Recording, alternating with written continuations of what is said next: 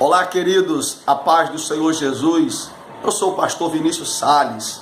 Quero dizer que chegou mais um dia de aula e que estava ansioso para a gente poder estar compartilhando algo da palavra de Deus.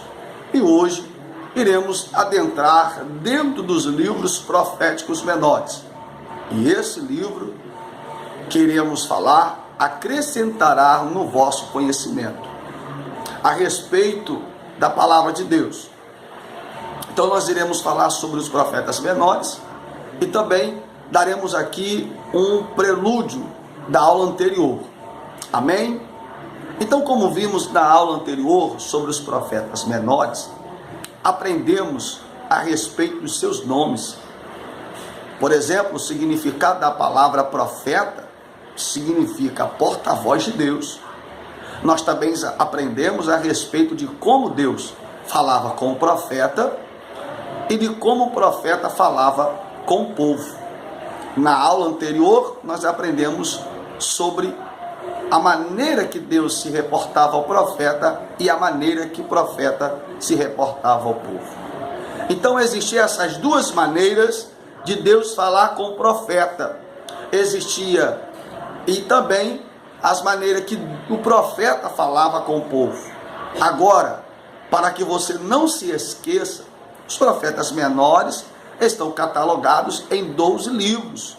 E é interessante que você lendo os 12 livros proféticos, você já leu uma boa parte do Antigo Testamento. Nós iremos entrar agora no primeiro livro dos profetas menores, que é o livro de Oséias. E dentro deste livro, você vai estar aprendendo sobre a biografia, sobre a história, sobre o propósito do livro. Por que Deus mandou Oséias vivenciar essa grande experiência? Então, dentro da aula de hoje, nós iremos aprender sobre o livro do profeta Oséias. Qual foi a chamada e de que maneira Deus usou este profeta nas suas mãos. Então, tudo sobre a história do profeta e o seu chamado, estaremos falando nesta aula e neste momento. Ok? Profeta Oséias. Nós iremos ver sobre a data, nós iremos aprender sobre o significado, tudo sobre a respeito deste profeta. O livro do profeta Oséias é um livro muito interessante pela sua historicidade. Até porque o livro não fala muito ao seu respeito, mas fala a respeito do seu chamado, do seu ministério e de como Deus usou esse ministério para despertar a atenção da nação, da tribo de Israel e de Judá, para que eles viessem entender o trabalhar de Deus e o porquê de que Israel estava vivendo aquela situação nos dias do profeta. Então nós iremos ver esses pontos interessantes. Vamos entrar aqui agora, antes nós irmos para os capítulos, vamos entrar na introdução ao livro do profeta Oséias. Iremos ver agora a introdução, o prólogo, o prelúdio, a antecipação, o pano de fundo. Então, para que você tenha uma base, tenha uma noção, tenha de conhecimento, o livro do profeta Oséias tem o seu autor, que é ele mesmo, e o tema central do livro é o julgamento divino e o amor redentor de Deus. Então, o livro do profeta Oséias, o seu tema é o julgamento divino e o amor redentor de Deus. Para você que não sabia, a data da inscrição deste livro, deste acontecimento, é do ano 715 a 710 antes de Cristo.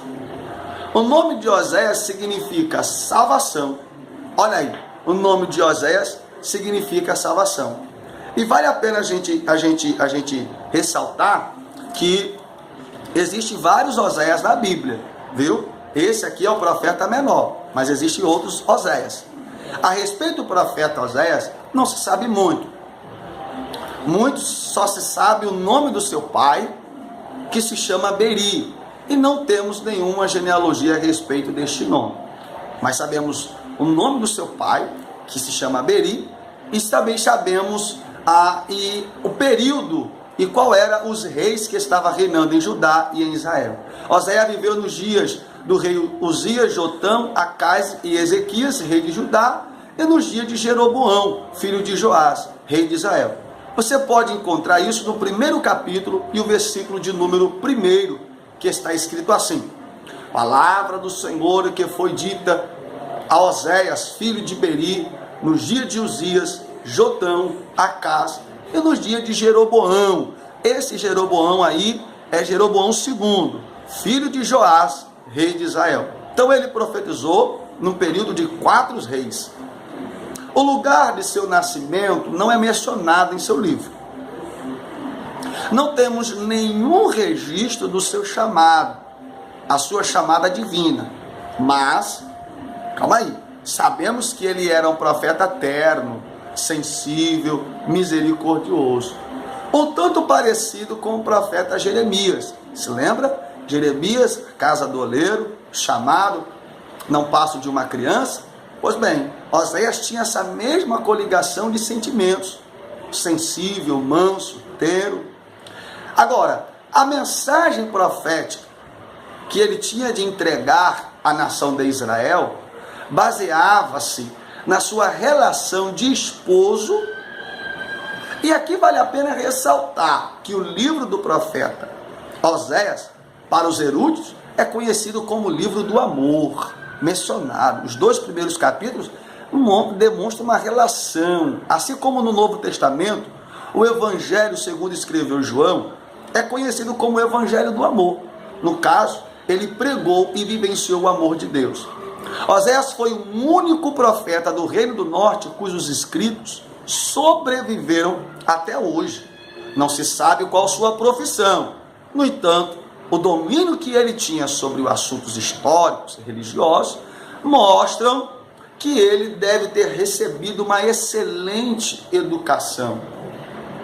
Então, o livro do profeta Oséias, ele é riquíssimo de assuntos importantes para o tempo passado, presente e também para o futuro.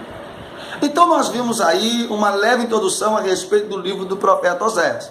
Praticamente todos os livros dos profetas menores, você não vai ter aquela introdução gigantesca dos profetas menores. Ao contrário do livro dos profetas maiores, que você terá uma grande proporção de conhecimento, um leque de introdução e historicidade.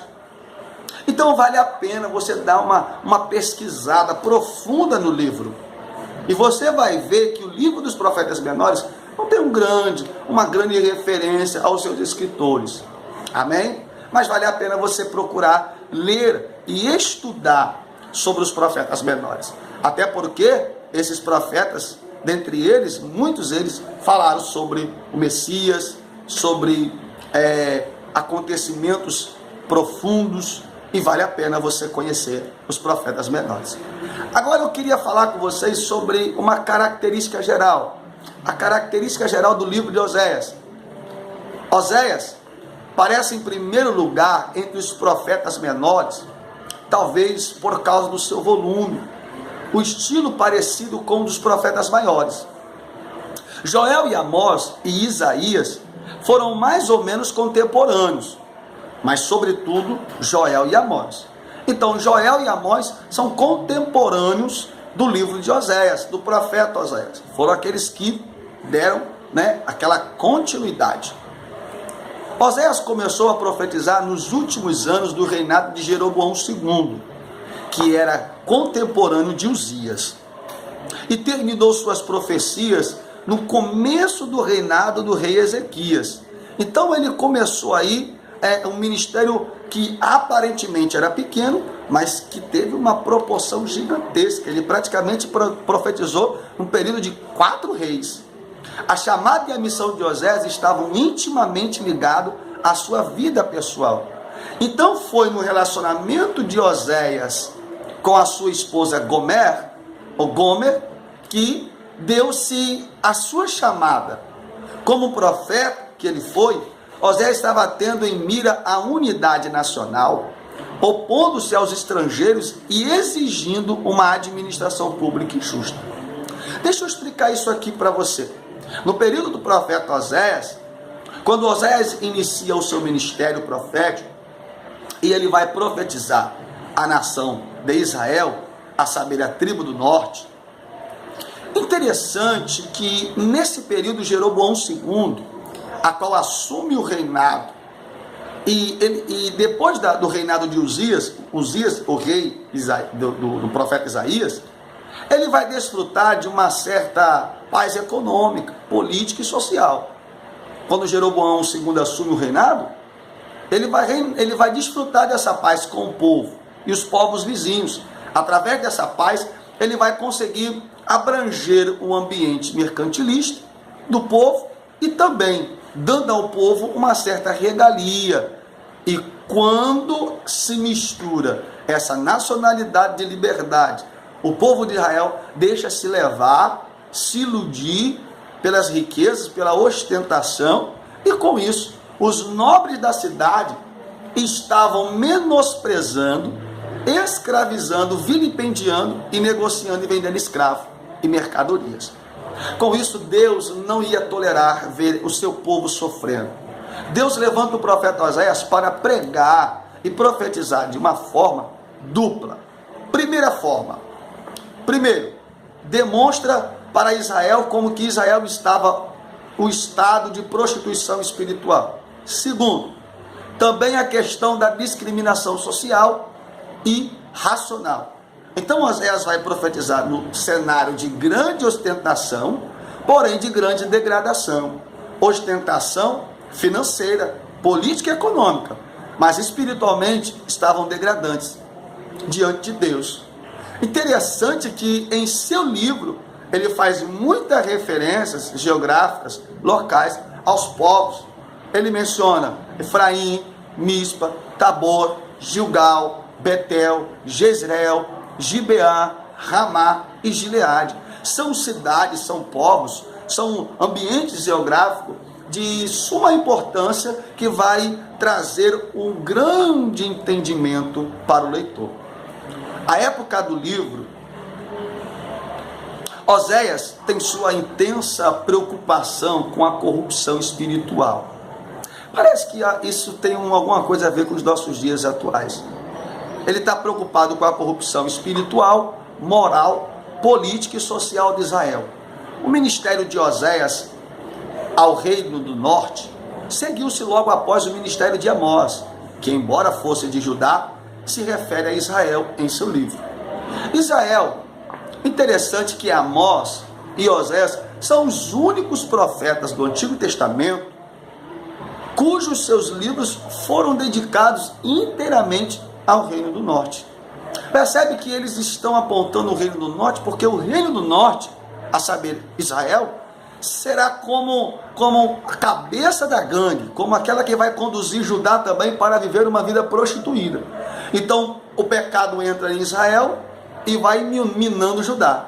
A atual nação que desmoronava espiritualmente e moralmente durante os últimos 40 anos de sua existência, assim como Jeremias seria chamado a fazer o mesmo em Judá, Jeroboão, quando Oséias iniciou seu ministério, nos últimos anos do seu reinado, Israel desfrutava de uma temporária prosperidade econômica, paz política, que acabaria por produzir o falso senso de segurança. E com a abundância de azeite, de vinho, e de muitos viviam até o luxo excessivo, segundo se vê em Amós 3,15 e 1 Reis 22,39. A idolatria que predominava nos dias de Oséias, a forma que a nação de Israel adorava e idolatrava os deuses das nações vizinhas, a saber, os cananeus, que havia sido adquirido pelo povo de Israel, pois eles estavam deixando de seduzir, ou seja, se seduzir pela idolatria à divindade pagã, levando a adorar bezerros de ouro, que foram levantados por Jeroboão I. Betel e Dan tornaram-se grandes centros de idolatria. Interessante que na época de Israel, e em Israel, por isso que quando Deus vai profetizar através de Oséias, ele vai dizer que destruiria os altares, os altos de Betel e de Dan. e das outras cidades, porque no período de Jeroboão I, foram se levantados altares a deuses pagãos. Naquela época, há quem diga que havia prostituições cultuais e diversas variedades de idolatria. Você sabia que a prostituição e a homossexualidade chegaram a ser praticados até mesmo no interior do templo? Quer ver? Segundo o livro dos Reis, o capítulo 23, versículo 7. Você vai ver que até dentro dos templos eles estavam adorando, porque aqueles altares era tido como lugar de cultuar aos deuses. Depois da morte de Jeroboão, do filho de Jeroboão, que foi assassinado por Salém, em seguida o mesmo foi morto por Manaém, 4 reis de Israel que governaram por 15 anos, passou a agir como uma pomba sem juízo, e hesitando entre a Síria e o Egito, disposta a apelar para qualquer lado, menos a voltar-se para Deus. Conforme se vê em Oséias 5, 13, 7, 11 a 12, todos esses acontecimentos em nada contribuíram para curar a nação.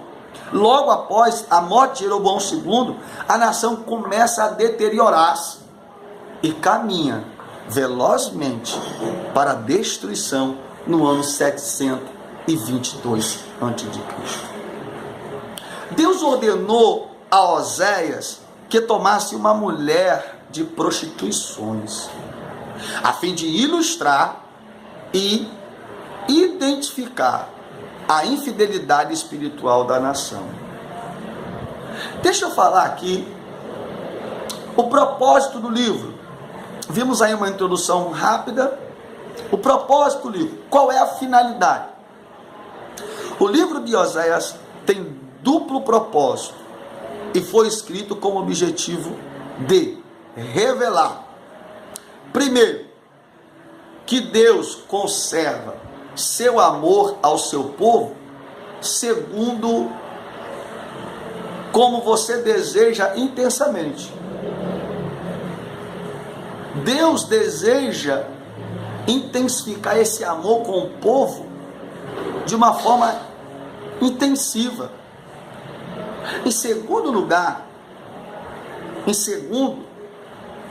Deus que consequências trágicas se segue quando o povo precisa obedecer a Deus e rejeita-lhe o amor redentor. Como ilustração, comete prostituição física, Israel, prostituição espiritual. Quando eu leio a história de Oséias, eu descubro a importância do amor de Deus